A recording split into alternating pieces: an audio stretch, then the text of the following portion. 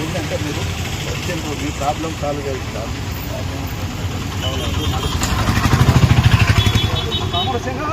పరిష్కరించుకున్నాం. జై జై ధర్నాలని కాదు,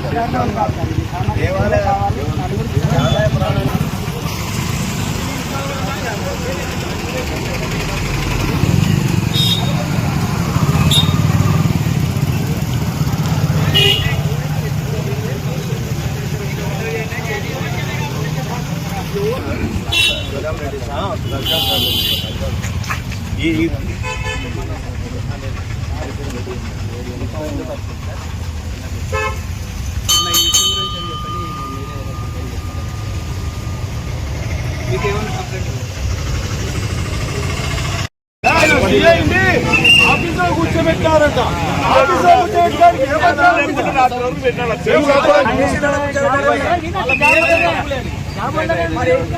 నమస్కారం. ఈరోజు ఇక్కడ రైల్వే స్టేషన్ రోడ్లో నాగులకట్ట అనేది ఎంతో ప్రాశస్తమైంది ఈ ఏరియాలో. అంటే ఇక్కడ నాగులకట్ట ఇలా రైల్వే వాళ్ళు ఏమనుకుంటున్నారంటే నాగులకట్ట కొత్తగా వచ్చింది కాదండి. దాదాపు 100 సంవత్సరాల నుంచి ఇక్కడ నాగుల పుట్ట ఉంది, ఇక్కడ పూజలు జరుగుతున్నాయి. దాన్ని బ్యూటిఫికేషన్ చేసినారు తప్ప కొత్తగా వచ్చింది తీసుకొచ్చింది ఏం లేదు. ఎవరైనా భగవంతుడు ఇప్పుడు మనమైనా కానీ కొన్ని టెంపుల్ రీమోడల్ చేస్తుంటాము, రీమోడల్ చేసుకుంటూ పోతుంటాం. రీమోడల్లో భాగంగా ఈరోజు నాగులకట్ట ఎన్నో వేల మంది కుటుంబాలు ఇక్కడ దైవంగా కొలిచే వాళ్ళు ఇంటి దేవుడు ఉన్నాడు, ఆయన ఎండకి అంటుతున్నాడు, వానకు నానుతున్నాడు అనే ఉద్దేశంతో అక్కడ ఉన్నదానికి రేకులు ఆచ్ఛాదన ఏర్పాటు చేస్తున్నారు. కానీ పైన ఏం కన్స్ట్రక్షన్ చేయలేదు, ఎక్స్టెన్షన్ పోలేదు.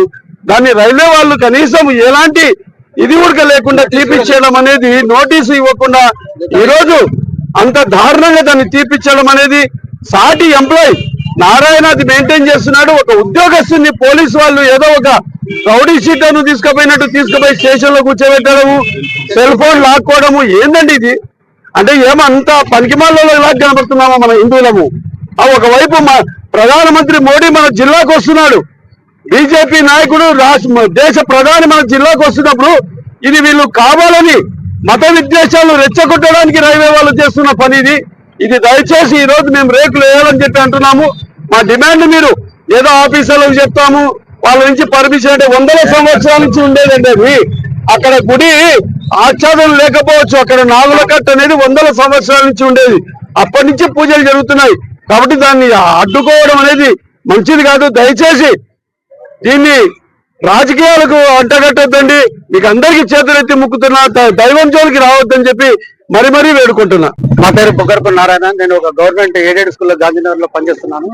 ఇది మా నాన్న తల్లిదండ్రుల నుంచి పుట్ట అప్పటి నుంచే ఉంది. ఇది కొత్తగా వచ్చింది కాదు. వీళ్ళు ఎన్నోసార్లు సాయిల్ టెస్ట్ చేయడం జరిగింది.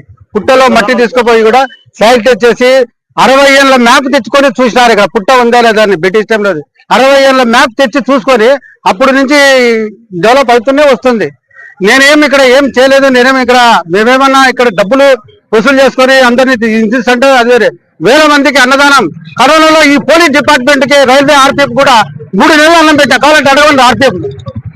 నేను 3 టౌన్ లో కరోనాలో 3 నెలలు పనిచేసిన. కావాలంటే సార్ వాళ్ళు కూడా ఉన్నారు. 3 నెలలు ఇక్కడ అన్నం పెట్టిన ఏకదాటిగా కరోనా టైంలో. అప్పటి నుంచి సార్ కూడా చెప్పిన, సార్ మేమేం చేయలేదు, ఫర్దర్ కనెక్షన్ ఏం లేదు సార్, ఇది కరోనాలో కూడా ఉంది సార్, మా స్థలంలో మేము ఉన్నాం, మీ స్థలంలోకి లోపలికి కూడా ఎంటర్ ఒక అడుగు కూడా లోపలికి కాలేదు.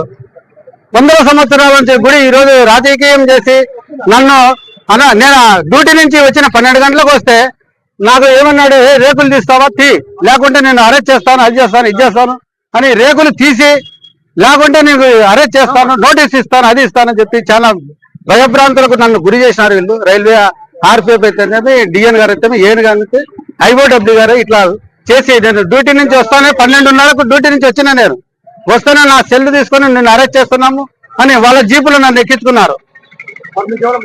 నాకు ముందు ఒక విషయం చెప్పలేదు. 3 నెలల నుంచి వర్క్ జరుగుతుంది, చూస్తున్నారు, పోతున్నారు. నాకు ఒక లెటర్ కానీ ఒక నోటీస్ కానీ నాకు ఒక ఆఫీస్కి పిలిపించి కూడా మాట్లాడలేదు. డిఎన్ కానీ ఏఎన్ కానీ ఐఓడబ్ల్యూ కానీ పీడబ్ల్యూ గారని రైల్వే పోలీసు వాళ్ళు కూడా నన్ను పిలిచలేదు. ఒక్క నోటీస్ కూడా ఏమి చేయలేదు. ఏదైతే నంద్యాల పట్టణం నందు ఉండేటువంటి నాగులకట్ట ఉందో, నేను పుట్టక ముందు నుండి కూడా ఇక్కడ పూజా కార్యక్రమాలు జరుగుతున్నాయి. అలాగే ఇక్కడ ఏదైతే నావులకట్ట ఏర్పాటు చేశారో అది పూర్తిగా హిందువులందరూ కూడా ఇక్కడ సాక్షాత్తు సుబ్రహ్మణ్యేశ్వర స్వామి వెలిశాడని చెప్పేసి దైవంగా భావించి ఇక్కడ దేవాలయాన్ని ఏర్పాటు చేసుకొని పూజా కార్యక్రమాలు జరుపుకున్నారు. ప్రతి కార్తీక మాసంలో కూడా ఇక్కడ వందల సంఖ్యలో అన్నదాన కార్యక్రమాలు కూడా నిర్వహిస్తున్నారు. అటువంటి దేవస్థానాన్ని ఏదో స్వామివారు ఎండకుండా వానకు ఇబ్బంది కలగోకుండా అని చెప్పేసి ఇక్కడ హిందువులందరూ కలిసి రేకుల షెడ్ ఏర్పాటు చేస్తే ఇక్కడ స్థానికంగా ఉండేటువంటి రైల్వే అధికారులు ఎటువంటి నోటీస్ ఇవ్వకుండా, ఎటువంటి ముందస్తు మాట చెప్పుకోకుండా ఎవరైతే మెయింటైన్ చేస్తున్నారో ఆయనను అక్రమంగా అరెస్ట్ చేసి స్టేషన్ లో కూర్చోబెట్టి స్వామివారి పైన ఉండేటువంటి రేకుల షెడ్ తొలగించారు.